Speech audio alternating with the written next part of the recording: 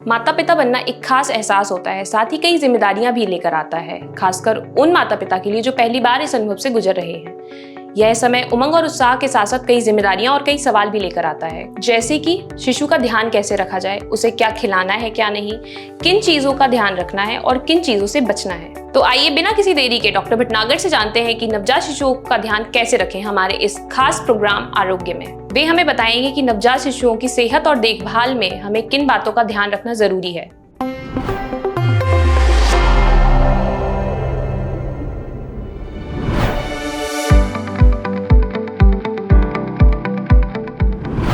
नवजात शिशु को दिन में प्रत्येक 2 से ढाई घंटे के अंतर पे दूध पिलाना चाहिए और दूध पिलाने की प्रक्रिया इस तरीके से होनी चाहिए कि माँ एक शांत स्वभाव से शांत कमरे में बैठे, ताका झाकी बहुत ज़्यादा ना हो, बच्चे को ढंग से गोदी में ले, बच्चे की पकड़ सही प्रॉपर तरीके से बने, उसके कूल्हे माँ की इस कोनी पे आए और मुंह इस कोनी पे रहे और माँ को ऐसे कैंची बना के बच्चे को पकड़ना है।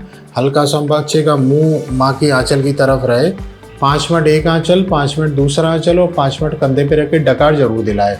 अगर माँ डकार नहीं दिलाएगी तो बच्चे का दूध भरा जो रह जाता है वो बच्चा दूध पलटने की संभावना उसमें ज़्यादा बढ़ जाती है। डकार दिलाने के बाद फिर 5 मिनट एक आंचल, 5 मिनट दूसरा आंचल, फिर 5 मिनट कंधे पे रख के डकार ले और अगर सही तरीके से बच्चे ने दूध पी लिया है तो फिर 2.5 घंटे का अंतर नॉर्मल है, इतना तो रखना ही चाहिए।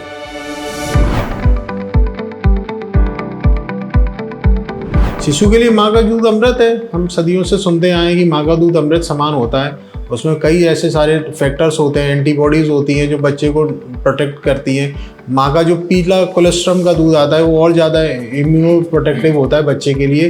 तो कोशिश ये की जानी चाहिए कि 6 महीने तक एक्सक्लूसिव ब्रेस्ट फीडिंग रहे, जिसमें हमें केवल माँ का दूध देना चाहिए बच्चों को।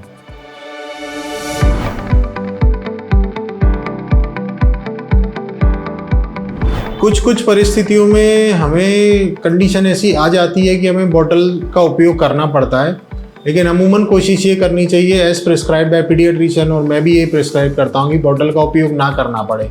पर कभी कंडीशन ऐसी होती है वर्किंग मदर्स के साथ में प्रॉब्लम रहती है, सिंगल न्यूक्लियर फैमिलीज़ में, कि वहाँ पे वो इतना टाइम नहीं दे सकती हैं कि वो स्पून फीड कराएं, तो वहाँ पे हम बॉटल का उपयोग कर सकते हैं। और ये मैं आपको खुद पर्सनली प्रिस्क्राइब कर रहा हूँ कि बॉटल अगर फीड करानी पड़े तो किस कंडीशन में और कैसे कराना चाहिए। तो हमारे पास मिनिमम 6 बॉटल होनी चाहिए अच्छी क्वालिटी की, और उनके निपल्स हमें रेगुलरली 3 मंथ के इंटरवल पे चेंज करने चाहिए। तो जो गुड क्वालिटी की 6 बॉटल्स होंगी उनको हम प्रॉपर तरीके से बॉईल करेंगे, ऑटोक्लेव करेंगे, स्टरलाइज करेंगे और उसके बाद एयर टाइट कंटेनर में बंद करके रख देंगे फ्रिज में, और एक एक करके उनको यूज़ करेंगे। तो जब लास्ट बॉटल रह जाएगी तो फिर 5 बॉटल जो हमने यूज़ कर ली उनके साथ में यही प्रक्रिया इस्तेमाल करेंगे बॉइलिंग करने की।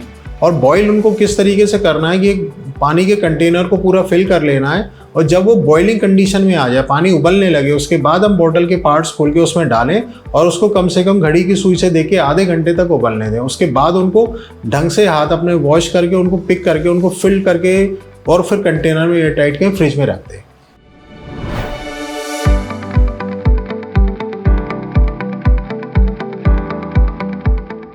रैश बहुत कॉमन है बच्चों को हो जाना, क्योंकि बच्चों की स्किन बहुत सेंसिटिव होती है। कई ऐसे केमिकल्स हम यूज़ कर लेते हैं, बच्चों में ऑयल लगा देते हैं, बाहर वाले कुछ पाउडर लगा देते हैं या कुछ ऐसे क्लोथ्स का यूज़ कर लेते हैं जो उनकी स्किन को सेंसिटिविटी होती है, तो एलर्जिक रैश आ जाते हैं। तो हमें यूजुअली कोशिश करनी चाहिए कि हम कोई ऐसे केमिकल यूज़ ना करें जो बच्चे के लिए एलर्जिक हो सकते हैं या रिएक्ट कर सकते हैं, और अगर हमें ऐसा लगता है कि वो रिएक्ट कर रहे हैं तो हमें उनको यूज़ करना बंद कर देना चाहिए।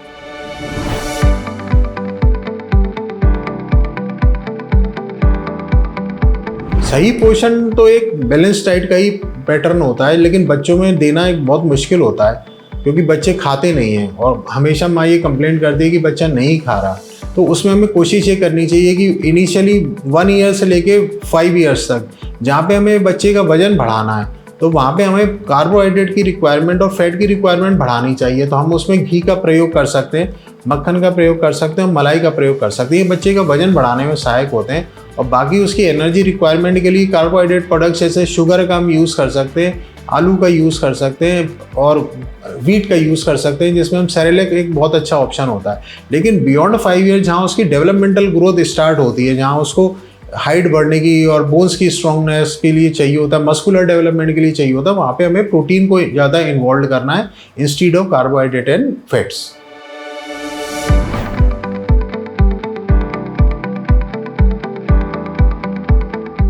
तो मोबाइल का यूज़ करना तो आप हटा नहीं सकते आज के जीवन से, क्योंकि हम अपने बच्चों को पीछे नहीं ढकेलेंगे। मोबाइल आज की बहुत बड़ी इंपॉर्टेंट टेक्निक है जिससे हम बाकी वर्ल्ड से कनेक्ट रहते हैं। कई ऐसे सारे एप्लीकेशंस और कई ऐसे सारे यूसेज हैं उनके जो हमारे लिए बेनिफिशियल होते हैं। तो मेरा पर्सनल सजेशन पेरेंट्स के लिए ये है कि आप अपने बच्चे को अपने साथ बिठा के मोबाइल को यूज़ करवाएं, स्क्रीन टाइम मिनिमम रिड्यूस करें। और एक टेक्निक होती है ब्लिंकेज की कि हर 5 सेकंड पे आप अपने बच्चे को बोले कि पलक झपक के मोबाइल को देखें। कंटिन्यूस स्टैगरिंग करने से प्रॉब्लम ज़्यादा खड़ी होती है। और डिस्टेंस का यूज़ रखें, ऐसा नहीं करें कि बिल्कुल ही आप मोबाइल रात में यूज़ कर रहे हो और आंखों पे चिपका के रखा है तो वो नुकसान दे सकता है। बट मोबाइल आप टोटल अवॉइड नहीं कर सकते आज की जनरेशन के लिए।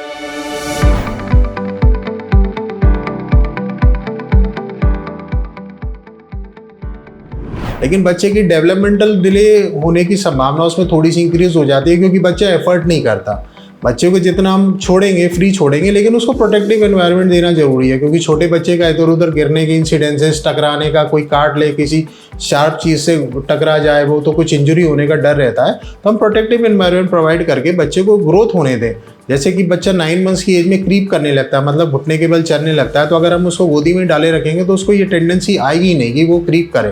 तो let the child B free, उसको खेलने दें, उसको अपने अचीव करने दें माइलस्टोन्स। तो उसमें क्या वो पकड़ने की कोशिश करेगा, फिर खड़ा होने की कोशिश करेगा, तो ये सारी चीज़ों से हम उसको डिले करेंगे। हम गोदी में डाले रहेंगे तो वो एफर्ट ही नहीं करेगा।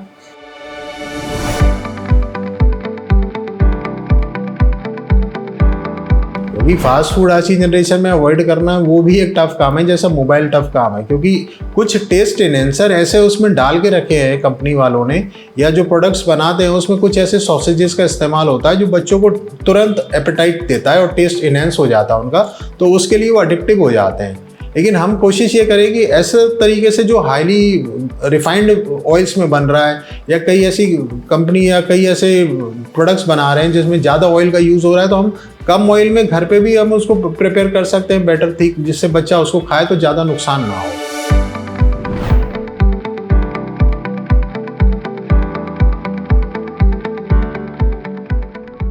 याददाश्त और एकाग्रता बढ़ाने के लिए कई टेक्निक्स होती हैं। मेंटल एक्सरसाइजेज जिससे कहते हैं, जिससे हमारा ब्रेन को ज़्यादा हम इस्टेब्लिश करते हैं। तो जो हमारा फ्रंट पार्ट होता है ब्रेन का, वो एक्सरसाइज करने से ज़्यादा डेवलप होता है। और इसमें कुछ मेडिकेशन भी हेल्प करती है, कुछ एलोपैथिक मेडिसिन भी हैं, कुछ आयुर्वेदिक भी है। जो आपने कॉमनली सुन रखा होगा, ब्रह्मी एक बहुत अच्छा टॉनिक रहता है फॉर डेवलपमेंट ऑफ ब्रेन, तो हम उसको यूज़ कर सकते हैं, वो सपोर्टिव रहता है।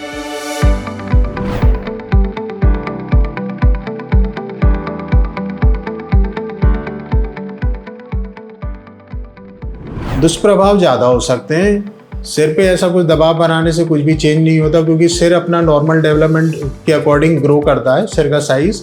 और ज़्यादा सिर का साइज़ बड़ा होना भी नुकसानदायक है, कम रह जाना भी नुकसानदायक है। तो ब्रेन को अपने डेवलपमेंट के अकॉर्डिंग अचीव करने देने चाहिए उसको। काजल हम डाल सकते हैं, but to a certain extent नहीं डालें तो वो ज़्यादा बेटर है हमारे लिए, क्योंकि चांसेस ऑफ इन्फेक्शन रहता है। अदरवाइज ऐसा कुछ नहीं है कि काजल डालने से आंखें बड़ी हो जाए। सुंदर जरूर दिखता है वो काजल जब हम लगाते हैं, लेकिन बड़ा होने का कुछ उसमें नहीं है। हाँ, थोड़ा बहुत मैंने कभी ये नोटिस किया है कुछ बच्चों में कि जिनमें नाक थोड़ी सी छोटी रहती है, पिचकी रहती है, अगर हम उसमें उस टाइम पे इनिशियल फेज़ में अगर हम उसको एक्सरसाइज करा के उसको आगे खींचने की कोशिश करें तो वो एक शेप अटेन कर लेते हैं, जिससे क्या होता है कि हमें सांस लेने में दिक्कत नहीं होती है।